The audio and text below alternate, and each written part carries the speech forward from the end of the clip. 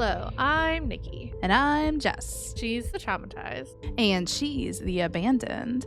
And welcome to our podcast, where we talk about true crime, spooky things, and everything in between. And today we're doing another chaotic chat, which I'm super excited about. I'm a little bit different.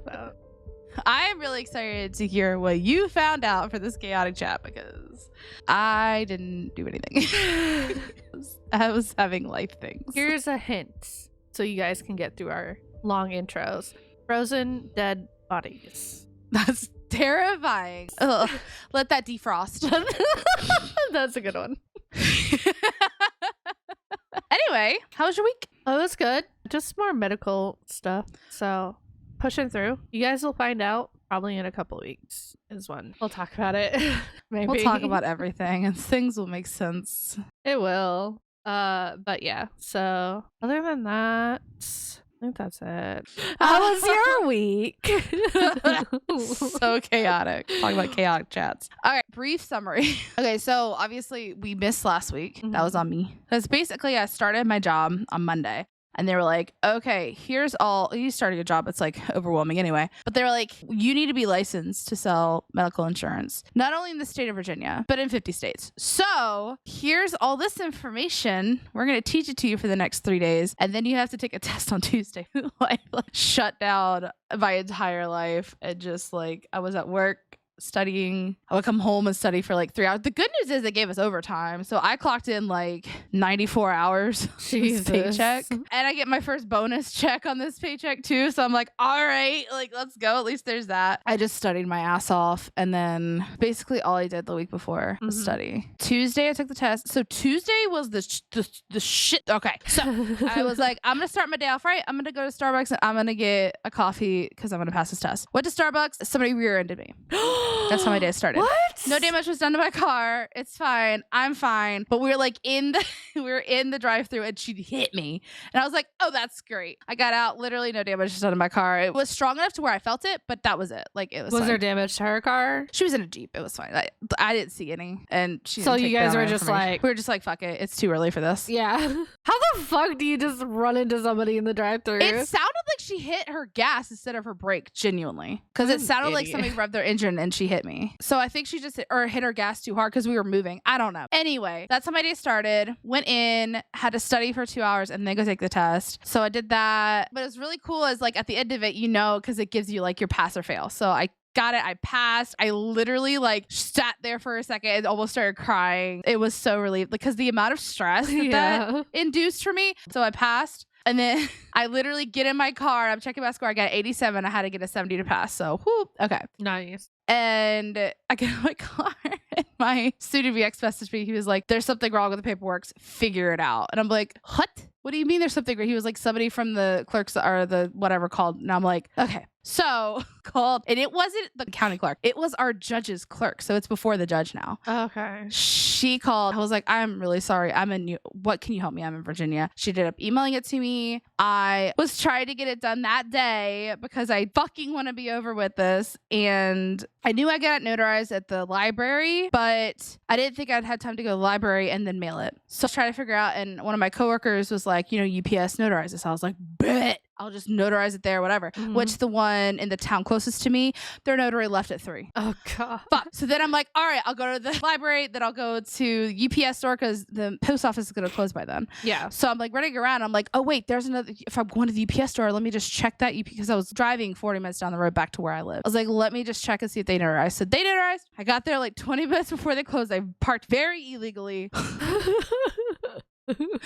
Oh, we got it notarized. We got it sent off, and it should have gotten to the clerk on Thursday. We're good. Okay. Relief sets in. We're feeling great. On my way home, my brother calls saying my grandfather is in the ER because they think he had a stroke.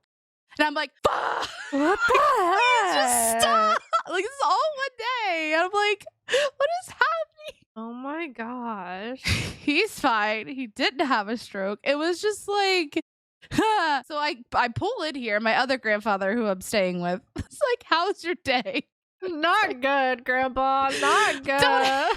Just don't ask. Don't ask. It's not a good. I passed. He was like, "That's great." I'm like, That's the only thing that would happen today.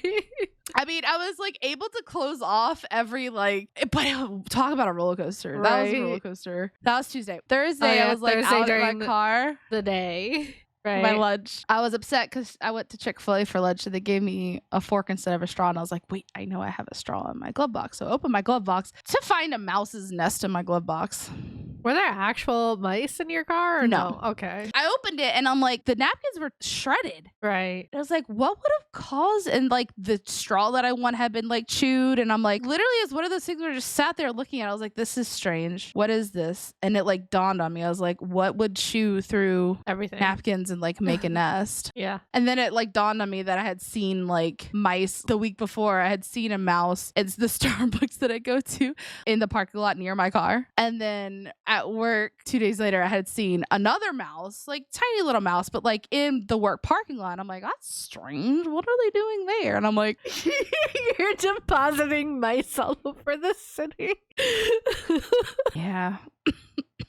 Because like they don't like when it gets hot, so they're probably in my car when I go to leave work, and then when I go to stop finally they run out. Yeah, that was my week. Eventful to say the least, I think.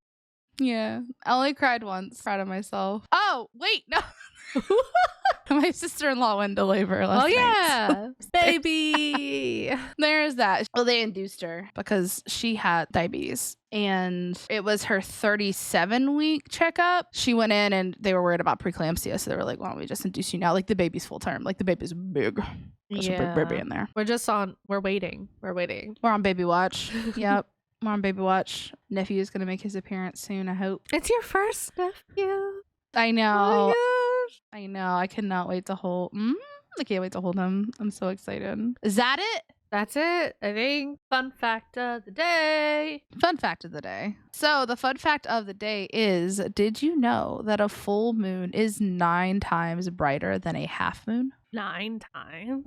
Damn. I didn't realize it's that big, but it makes sense. Like when I got home last night, it was a full moon out here. It literally lit up the whole field. Like I could see everything, you know what I mean? So I was like, oh, I mean, that makes sense. But yeah, 9 times brighter. Insane.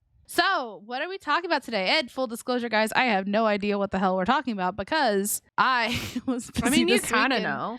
You know the main topic. But I have no idea. Like, I did not help research it all this week because I was experiencing life. It's okay. I feel like this was like a passion project of mine. I definitely do. I feel like you were able to put so much into it that like I'm so excited about. So, adrenaline, a natural hormone that the body produces in stressful, dangerous, or exciting situations. Adrenaline can make you do amazing things and make you feel like you can do almost anything. At one point or another, many of us have felt this feeling, right? For me, when I was in school, I participated in acro gymnastics, which, if you don't know what that is, it's just mats and trampolines, and yeah, that's it. No like competition type stuff at all. Okay. But we would perform at basketball games at halftime. My favorite performances was when we performed at state basketball tournaments. There would be obviously so many more people from all around the state, and that jittery feeling of anxiety would just fill my body. Yeah. But as soon as that music started, the anxiety would turn into fuel, and my cartwheels and handstands would be sharper, and my jumps and flips would be higher. Literally at the end of the performance, I would be on cloud 9, the feeling indescribable. Oh my God, that euphoria when you come down from it. Then sits in the exhaustion. Like, you know what I mean? Like there's definitely right afterwards going for a giant pickle and like a piece of pizza or something. And then just sitting there like, oh my God. I did that. Yeah. Like you're so proud of yourself and like, oh my gosh. Yeah. Amazing. Literally me after I took the state exam. Like I could hear my heartbeat in my ears when I had the silencing headphones on. Like I was so nervous. Yeah. And so I'm sure all of us can think back to a time where we had this feeling. But for some people, this is a feeling they like to chase. They do things to get that sudden, intense feeling of exhilaration or excitement, to get that adrenaline rush. Adrenaline high. I mean, like roller coasters are literally built to achieve that. Skydivers. For some, it might be low risk activities like outdoor activities, hiking, canoeing, etc., sports activities, or my favorite, roller coasters. Yup. But fuck those things that drop you. Fuck those things that just like take you up in the middle air and drop you for no reason. Love them. Love Why? them. I don't know. I'm terrified of heights. Serves no purpose. But I love that one. Ugh. Okay. But for others, they choose more dangerous activities such as bungee jumping, skydiving, climbing, etc. And by climbing, I mean like rock climbing, and not rock climbing as in like the plastic walls. I mean like actually climbing fucking giant ass rocks out in the world. And there's with people nothing. who do it. It's free climbing, right? Where you just don't have ropes. Yeah. Insane. Why? Not for me. Why? I would never trust my limbs that much. Like, oh my gosh. Not even your limbs, but like the surrounding. Like, you grab the wrong rock. Like, that's it. I don't know. Or if there's what have you ever seen Failure to Launch? I feel like that's when It's where Matthew the sun won't McConaughey, leave, yeah, right? and they're Yeah. like climbing a rock wall, or they're out climbing a wall, whatever, and he like puts his hand into like a small hole, and a fucking squirrel bites him, and it causes him to fall down. Oh my gosh, it's my favorite. A squirrel scene. could bite you. Anywho, however, the focus of our chat today is mountaineering or mountain climbing. Now, don't get me wrong, I love a good hike now and then, being in nature and all that, but you cannot pay me all the money in the world to climb to the top of the highest mountain in the world. Which brings us to our subject we're talking about today, Mount Everest. Oh my god, I love that. What an intro, guys. What an intro. Just take a couple minutes and really appreciate that. I That was worked amazing. really hard on that. The build-up was glorious. 10 out of 10. You set a high bar for us going forward. I don't think we can meet that. As the Earth's highest mountain above sea level, its elevation is 8,848.86 meters, or 29,031 feet. It is located in a sub-range of the Himalayas with the China-Nepal border that runs across the summit points. You know, I didn't realize Mount Everest was in Nepal. Interesting. Right? Huh. I think I knew it was somewhere over there. I just didn't know exactly where. I didn't know where it was. Very cool. Mount Everest attracts many climbers, even though the mountain presents many dangers. The first recorded efforts to reach the summit were made by British mountaineers. The expedition in 1921 resulted in only reaching 7,000 meters. The 1922 expedition resulted in reaching 8,320 meters, marking the first time a human had climbed above 8,000 meters. In 1924, another expedition resulted in one of the greatest mysteries on Everest. George Mallory and Andrew Arvine made a final attempt to the summit on June 8th, but they never returned, sparking debate as to whether they were truly the first to reach the top. But in 1953, Tenzing Norgay and Edmund Hillary made the first documented ascent of Everest using the Southeast Ridge route. Oh, wow. And in 1960, the Chinese mountaineering team of Wang Fuzhong, I hope I say all these right, I'm sorry if I don't, Ganpo and Qiu Yinhua made the first ascent on the North Ridge. Oh, you're saying ascent, meaning they reached the top? Yes. Okay. I didn't know if ascent was just like the attempt or if it was like, okay, cool. No, because like in the previous ones, it was attempts and then the ascent. And then ascent is actually getting there. Got it. Yep. Since then, there have been many people who have attempted to reach the summit, some succeeding in reaching the summit, but also some failing to reach the summit. As of November 2022, there have been 11,258 successful summits of Everest. Back in the day, how did you like prove that you reached the summit? Probably pictures. They probably Right? had. Did they have pictures? In 1953, they probably had something. I mean, they had the first camera was in like the 1920s, like the big one like, where you hide you'd under wanna, the like, under the curtain, go. Can you imagine like bringing that up the mountain though? Like, probably not, but smile, I mean, like- they probably had like journals and stuff like that. So, but I mean, you could lie in a journal. You know what I mean? So, as of November 2022, there have been 11,258 successful summits of Everest. Some people having made the summit multiple times, which makes it around 6,000 people who have climbed Everest. However, as of November 2022, 310 people have died while attempting to climb Mount Everest. How many? 310. 300 then. Okay. And that's like since the beginning. Gotcha. Okay. So the majority of the dead are still on the mountain. Some of them you can still see along the route, mostly in the death zone. The death zone? Which brings me to our next category. What is the death zone? What indeed? So the death zone refers to altitudes above a certain point where the pressure of oxygen is insufficient to sustain human life for an extended time span. Nice. This point is generally tagged at 8,000 meters. Interesting. The death zone is so dangerous because human bodies cannot function properly above a certain altitude. Above 8,000 meters is when the body begins to die minute by minute, and cell by cell due to lack of oxygen. At sea level, the air contains approximately 21% oxygen. However, at altitudes above 12,000 feet, or about 3,657 meters, oxygen levels are 40% lower. So barely any oxygen at all. Yeah, and that's half of the way to the death zone. To prepare, climbers must give their bodies time to get used to the higher altitude. That's why they normally spend several weeks climbing Mount Everest, because they stop and rest every 1,000 feet or so. I also think there's like an acclimation process where they go up, go back down, go back up, go back down, and like to get that makes used sense. to it. To like acclimate it. Yeah. Yeah. Okay. The lower oxygen makes it difficult to get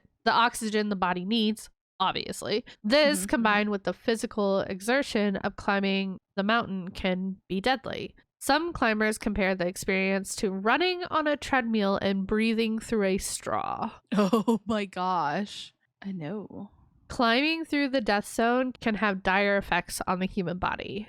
One of these is swelling of the brain. High altitude cerebral edema, or HACE, can cause nausea and vomiting. Even more dangerous, it can lead to difficulty thinking. Climbers can forget where they are or even have hallucinations, making a dangerous climb even more so. Oh my god, yeah. Jesus. Many climbers also can experience high altitude pulmonary edema, or HAPE. Symptoms of HAPE include fluid in the lungs, fatigue, and weakness. Climbers affected by HAPE can also feel like they are suffocating. They will sometimes have a persistent cough, and also they may cough up white or frothy fluid. Is that like ice in your lungs? I don't know. Like, honestly, I could get that because, like, when you're having like an asthma attack, you just sit there and you cough because you're just like, and it does feel like you're all bad things. Yeah. Other dangers posed by the death zone are snow blindness and frostbite.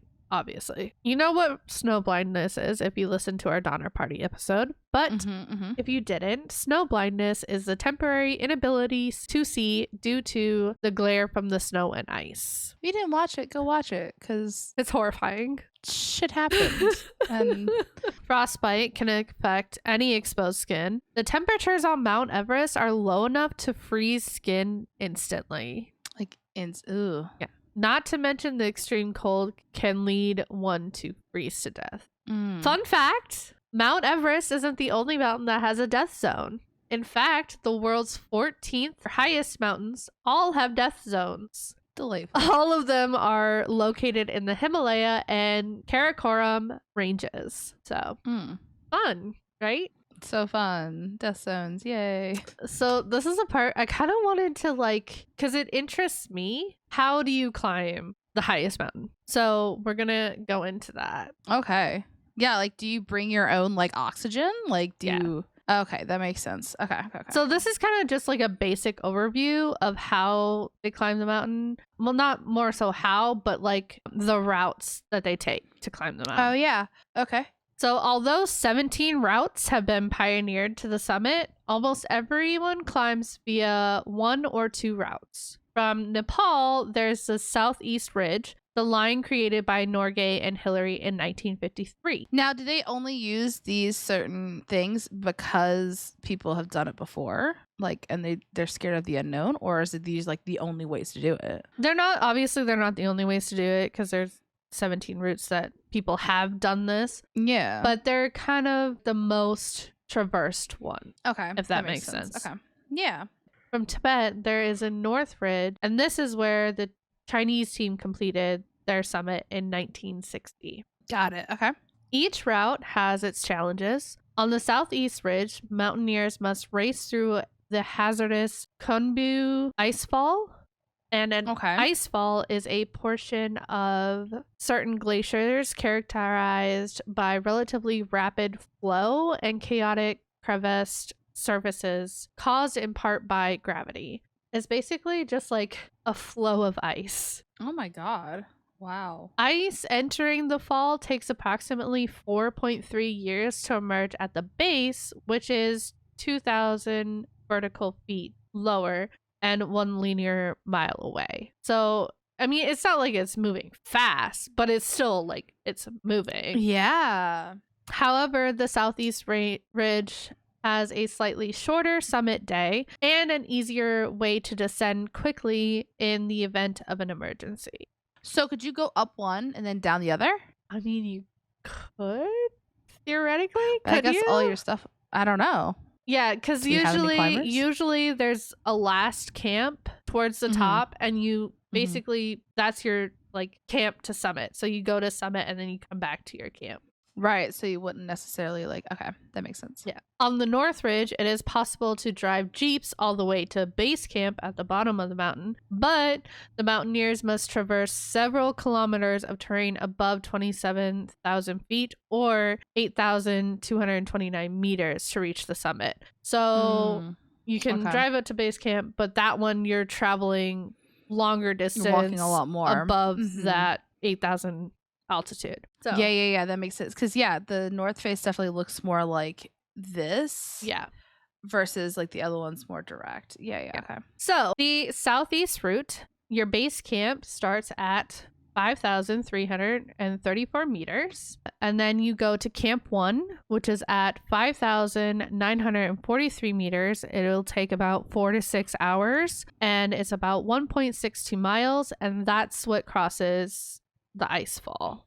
So do you only go to one camp a day? It depends on how long you're taking to do your acclimation. I have just basically from point here to point here, this is how long it'll take, this is the distance. But I mean, it's going to be different for every person and how they planned their trip. Oh, that's so cool. Okay. So to Camp 2, which is at an elevation of 6,400 meters, it would take 2 to 3 hours, and it's 1.74 miles from Camp 1. And this is laden with crevasse danger. So a lot of crevices that you can just goodbye. That's terrifying. Did you see that one TikTok where the guy was skiing and he fell down one? No.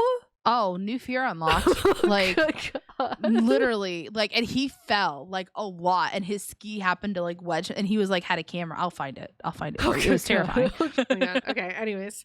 Camp 3, which is at an elevation of 7,162 meters. It would take roughly 3 to 6 hours, and it's 1.64 miles. The trek to Camp 3 is difficult due to climbers starting to feel the effect of high altitude. And then Yellow Band is approximately 3 hours, and you're basically just crossing it, from my understanding. It starts steep but settles into a sustained grade. Not difficult climbing, but can be challenging due to altitude, obviously. And the Yellow Band is on both sides too, so we'll talk about it again. Okay.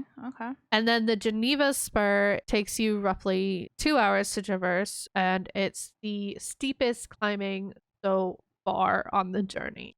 Oh, wow. But then you get to South Col, which is at 8,016 meters in elevation. And it takes about an hour from the Geneva Spur. And this is a flat area with loose rock. This is the staging area for the summit bids. So everybody stages their stuff and then they go to the summit. Oh, wow. Okay. And usually their summit bids start at around midnight. So from there, they make their way to the balcony, which it sits at 8,400 meters, and it takes roughly about 4 to 5 hours. This route is fixed with rope, and climbers create kind of like a long conga line with a maddening slow pace. Obviously at this point they're using supplemental oxygen to climb, and at the balcony is where they would swap tanks during a rest. Okay. The south summit, which sits at 8,690 meters, roughly 3 to 5 hours, is steep and continuous. And then it takes you to the Hillary Step, which takes about an hour or less. Was nearly a vertical rock face. Apparently it has changed, or it was changed by a 2015 earthquake, but I don't know how. I couldn't figure out how it's changed. Maybe it's not as vertical. I'm not sure. I couldn't imagine hiking, climbing all that way to get here and have to like look up and be like, well, like that's, you're already so tired. I mean, but also I feel like your adrenaline's kicking at that point because you can see the top. Like, yeah, like literally. Yeah. So, okay. So then from the Hillary Step, it takes you to the summit, which sits at 8,850 meters, which takes an hour or less. The last section of the summit is a moderate slope. And then you reach the summit, though. And then, of course, the returns are obviously going to be a lot easier than, well, not easier, but. So the return to South Col would be 4 to 7 hours. The return to Camp 2 would be about 3 hours. And return to base camp would be about 4 hours. And then I have something for us to watch. Oh, goody. To kind of help visualize. So this is kind of just like a 3D envisioning of what you're going to be climbing through. Of what you like just described. Wow. Yeah. So if you guys aren't watching on the YouTube video, if you want to visualize it better, go watch on our YouTube video.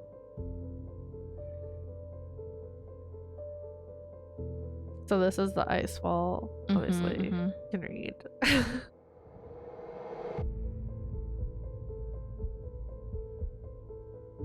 Oh, that's so crazy. It obviously varies every year because it's constant. Because it moves. Yeah, because it moves. Then.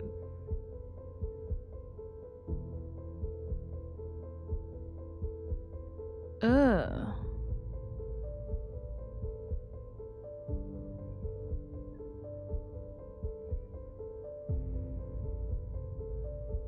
All right, so yeah, once you're done with Icefall, you're at Camp 1. Okay.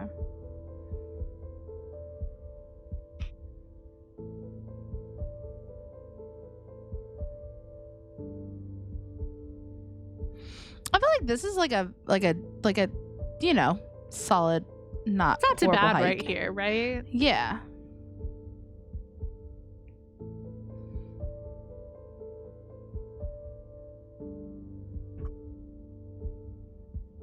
So yeah, between Camp 1 and 2, it's like not bad. Not bad. No, I'm not saying I could do it, but definitely not.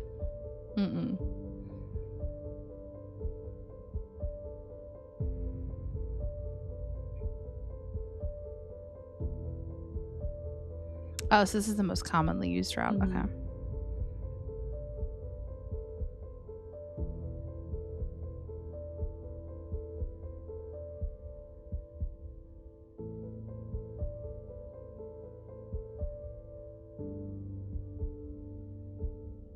This is a no for me, Cotton. That looks literally straight up.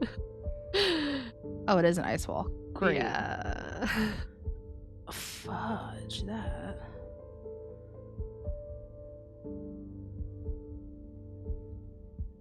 So this is the yellow band.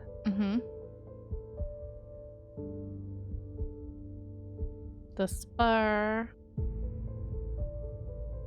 And then once you get past the spur, you're like at Camp 4. Which is, you said, like, where you, like, the last camp so where this you leave is, your stuff. Yeah, this is the summit climb.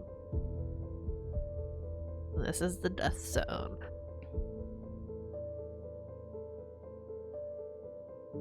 balcony.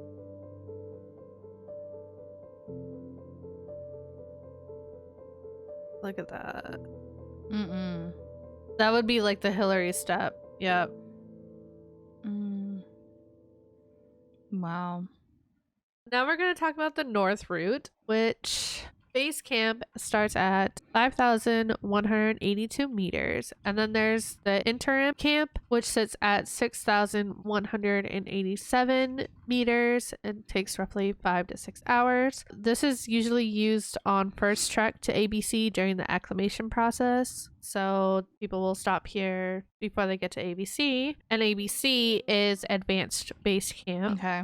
Which sits at 6,492 meters. It takes roughly about 6 hours. Many teams use ABC as their primary camp during the acclimation process. And then there's North Col or Camp 1, which sits at 7,000 meters. And it takes roughly 4 to 6 hours. Leaving Camp 1 to reach the East Rongbuk Glacier. During this, they have to obviously reach the glacier. And here they'll cross ladders across crevices and climb a steep section of about 60 degrees. So 90 here, like another example of why the fuck I would never do this. Oh my god, they're literally metal ladders. Yeah. What? Anywho, then you get to Camp 2 at 7,500 meters, which takes roughly about 5 hours. And this is about a steep and snowy ridge climb that turns into rock, so not that bad. And then from there, you get to Camp 3, which sits at 8,300 meters, and this will take about 4 to 6 hours. At this point, you're now using supplemental oxygen because you're above that 8,000 mark. Oh, wow. Okay. And then from Camp 3, you go to Yellow Band. On Yellow Band, you follow a fixed rope through a snow-filled gully. And then you get to First Step at 8,500 meters. And this is the first of 3 rock features. Oh, goody. The next one is called Mushroom Rock or Second Step. And this is roughly around 2 hours from Camp 3. So it'd take you about 2 hours to get to Mushroom Rock. Okay.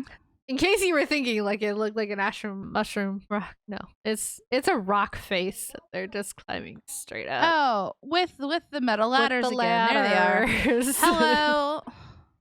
That's freaking terrifying. At the top of Mushroom Rock, that is where oxygen is swapped, and then you have the third step at 8,690 meters, roughly an hour to 2 hours, and it's the easiest of the 3. Okay. Then you get to the summit pyramid, which takes roughly around 2 to 4 hours, and it's just a steep snow slope. And then you get to the summit at 8,850 meters, takes roughly an hour. The final 500 feet horizontal distance along the ridge. It is quite exposed, so you have to be careful about frostbite and all that stuff. And the slopes angle from 30 to 60 degrees. I wonder if people have actually GoPro'd. Yeah, there's like 40-minute videos. I didn't watch any of them, but there's definitely videos on YouTube. It's not even snowy.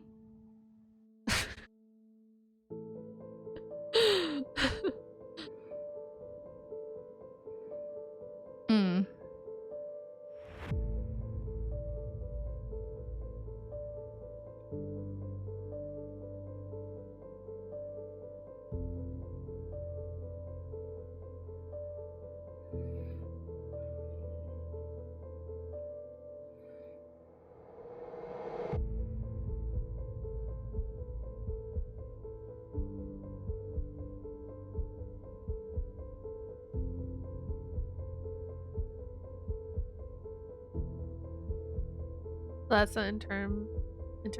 Okay.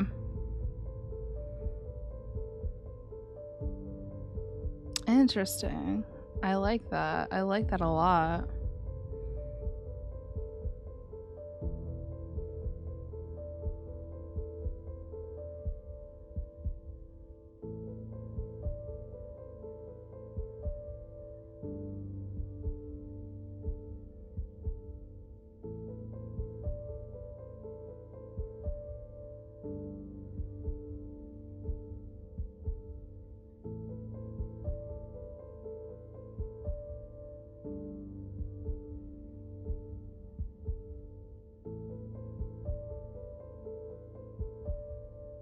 You said this one's like a lot longer though, right? Yeah, it obviously feels a lot longer. But I think this one is really used for people who want to acclimate a lot better, Slower. probably. Yeah, slower. Yeah.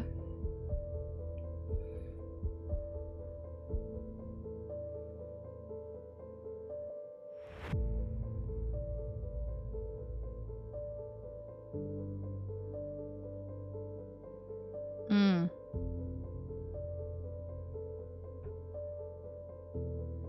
Wow. Hey, there's the snow. There's the snow. There was snow at the last base camp, but still. Oh, jeez.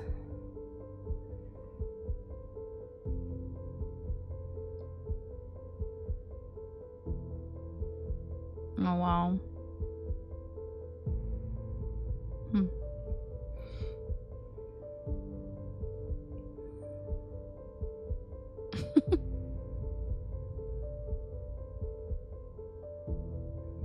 That's a fucking hike. Holy shit. Yeah. I don't get it. I don't get why people How do would this. you have a camp? Oh, okay. Okay, so they're Yeah. like wedged on the edge there. Okay.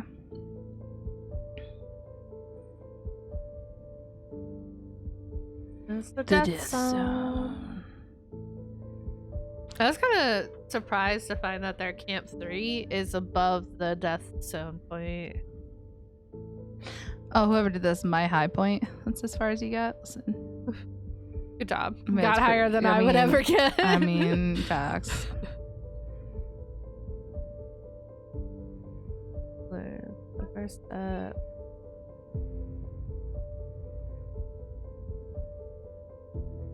Mm.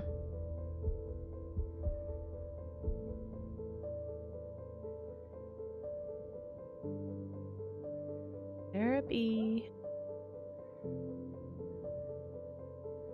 I love how this one says halfway point because you literally have to go all the way back down.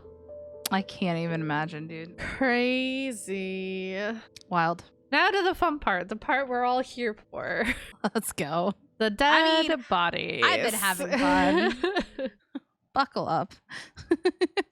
Unfortunately, not everyone makes it to the summit, or sometimes they do make it to the summit, but they don't make it back down. And when I first heard of Mount Everest and the death zone and everything, I was so shocked and kind of horrified to learn that there are still bodies of those fallen Yeah. climbers Imagine on you're Everest climbing to this day. Yeah, imagine you're climbing and you're like, oh, there's Bob. Like, Crazy.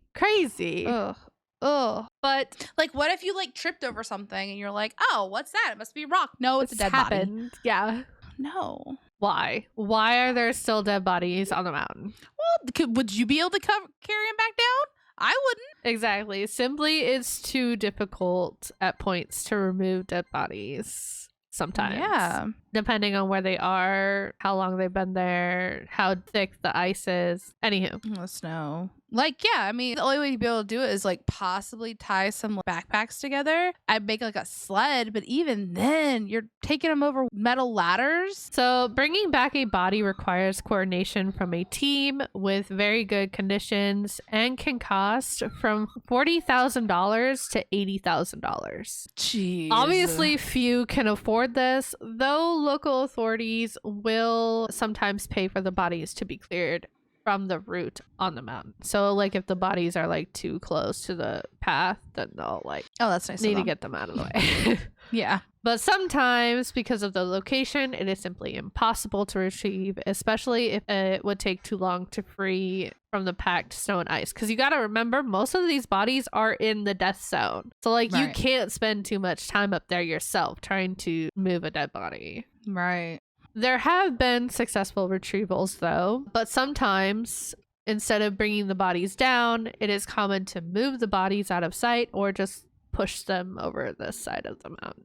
Heads up below. Like, also crazy to me, but okay. Some climbers specifically wanted their bodies to be left on the mountain, and some families have blocked recovery attempts because of this. That's so creepy. Okay. Some bodies have been there for years, but others may be just days. Really depends. Also, in the past few years, because of rising temperatures in the area, many older bodies have started to reappear. Ew. Which brings us to the famous Everest bodies. So there's a few bodies that are like quite famous Oh, goody. on Everest. Okay. The first, one of the most shocking and well-known images from Mount Everest is of a body that was nicknamed Green Boots.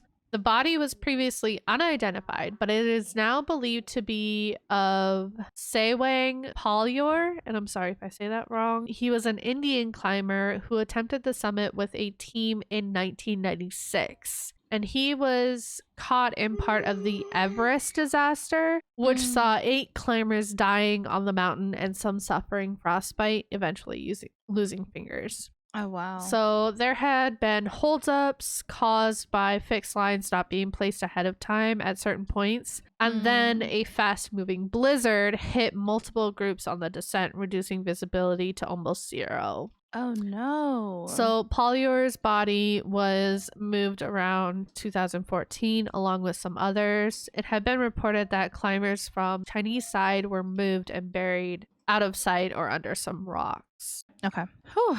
Next is David Sharp. In 2006, Sharp was on a solo trek without a group, Sherpa, or radio, and a Sherpa is a member of a Himalayan people living on the borders of Nepal and Tibet, renowned for their skill in mountaineering. They usually serve as guides for groups that are climbing Mount Everest. Okay.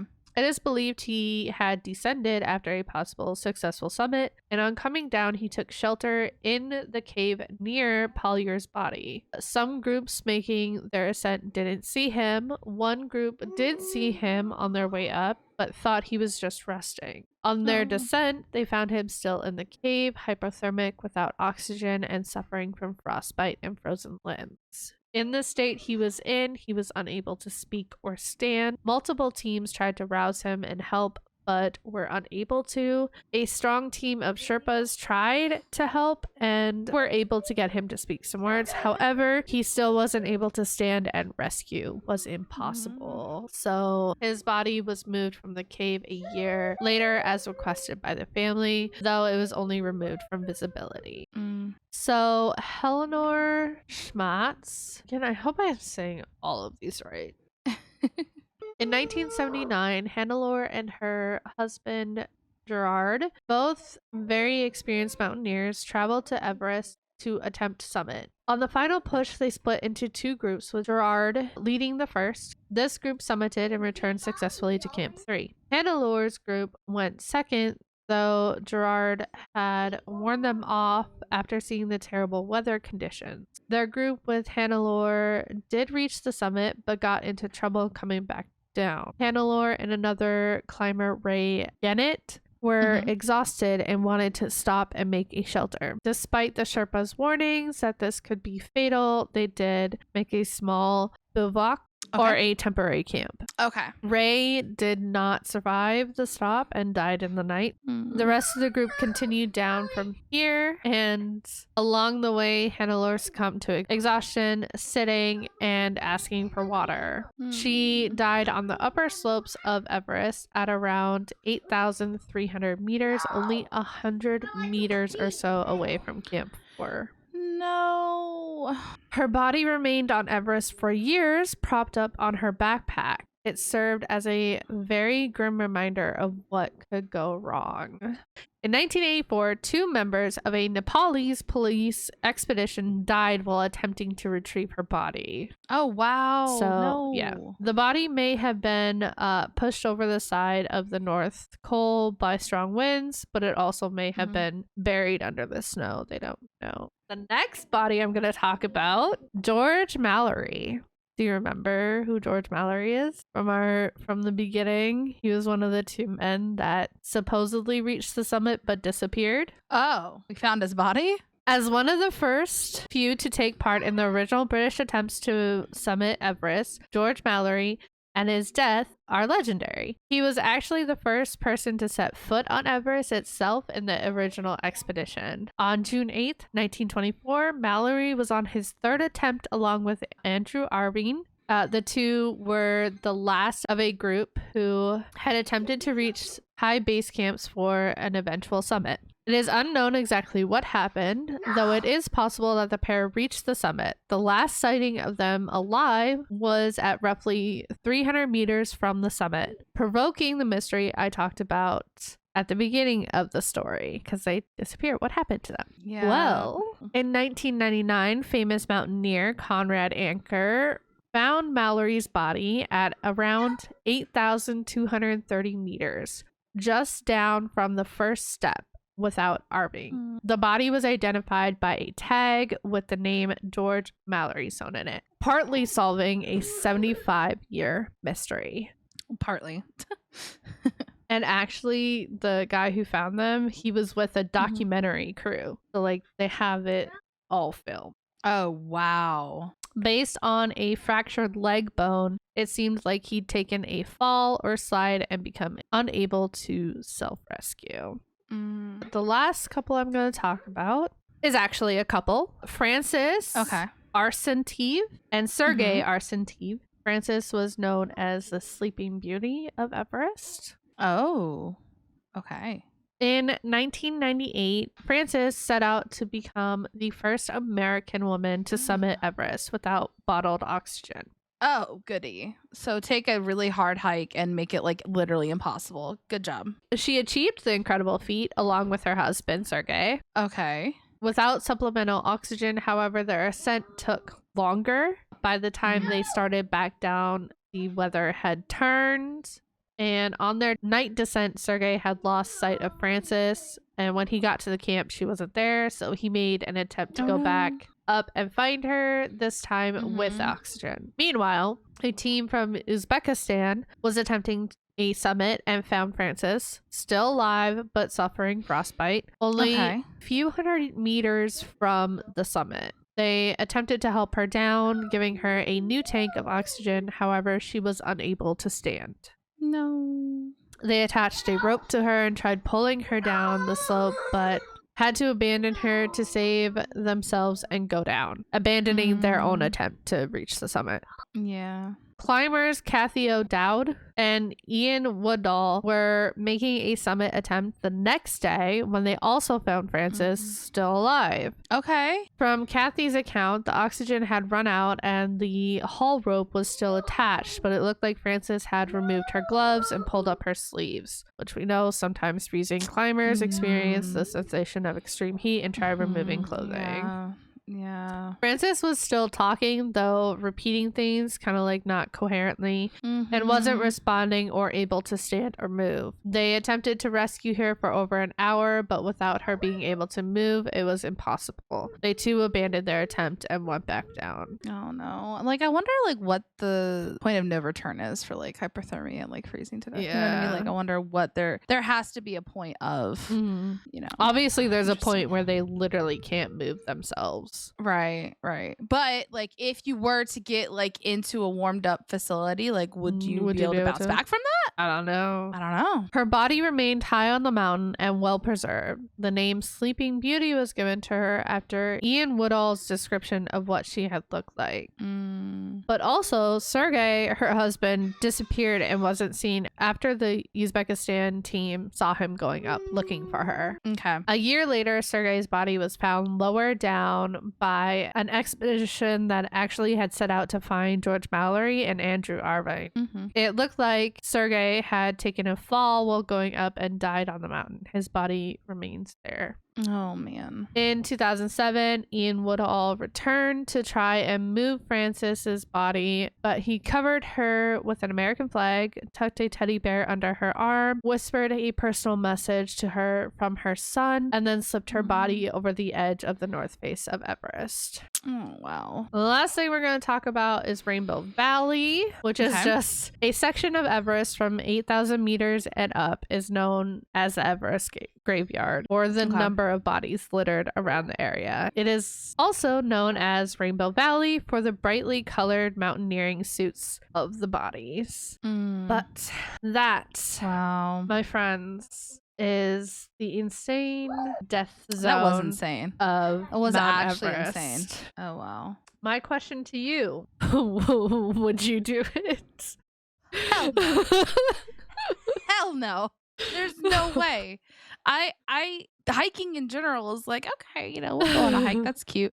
But like, even when you get up to, like, I won't go over the edge of, like, if we hike, I'll look at the mountains. It's cute. But like, I will go to the edge, and I don't like climbing rock faces. There's no way. There's no way. And people have died. 300 something people have died doing this. There's no way. No. All for that adrenaline rush. I think that's even more than an adrenaline rush. I think that's honestly like 90% bragging rights. Because if you do that, yeah, like, that's probably the epitome of a hiking, climbing, rock climb. You know what I mean? Yeah. Like, that's it. Like, you've reached it. Not a dream of mine. Just no. There's a lot of other things I want to do in this world. that is not one of them. I moved away from the cold. Why would I want to hike up a cold ass mountain? Never. Crazy. Anyway, thanks for doing all that research. That was amazing. That was really informative. It might actually be like a full size episode with that one. Seriously, that was really cool. Well, like I feel like I had to explain how the climbing worked, because I feel like I thought that was really interesting. Yeah, I found it interesting, and also I feel like it's easier to picture how a person can die up there. 100%. Yeah. I mean, like, I feel like you literally have to be living under a rock to not understand a massive feat of climbing Everest is. But it was really interesting, like the descriptions and stuff that you gave. So yeah, very cool. Insane. It's the climbing. It's the crossing ladders over crevices. It's just like, why? That gives me such anxiety just thinking about large ass crevices and ice. Like, no. So that's it for this episode. If you like the podcast, don't forget to follow us, leave a comment. If you're watching on YouTube, hi, make sure you like and subscribe, guys. We put out podcasts every weekend, so go check them out if you haven't seen them all, because there's some really interesting ones in there too. You can also find us on Twitter, Instagram, and TikTok with our username at TTAT8 podcast, and in the bio of all of our social media is our link tree. If you have any questions, comments, concerns, topic ideas you want us to talk about, hit up our email that's in there. We'd love to hear from you. Would love to hear from you guys. Thanks for listening. Next week, we are swinging back up. We are at the top of the list. We are doing abandoned places, and we're approaching our 50th episode. We are. Which is insane. Crazy. We're trying to think of something cool and awesome to get to for you guys. You've definitely put out. I definitely liked the one idea that you had, like, that I said that I really liked. I like that a lot. So it's a big one. Yeah. So we have ideas. We're figuring it out. It's coming up. Yep. And with that, we are going to leave you with this inspirational quote. The hardest mountain to climb is the one within. And Everest. By Jalen. And Everest. That's also pretty hard. For sure. Oh, sorry. That was a really good one. That was a good tie-in. Look at me. At this. So good. So good. Okay. See you guys next week. Thanks for listening. Bye.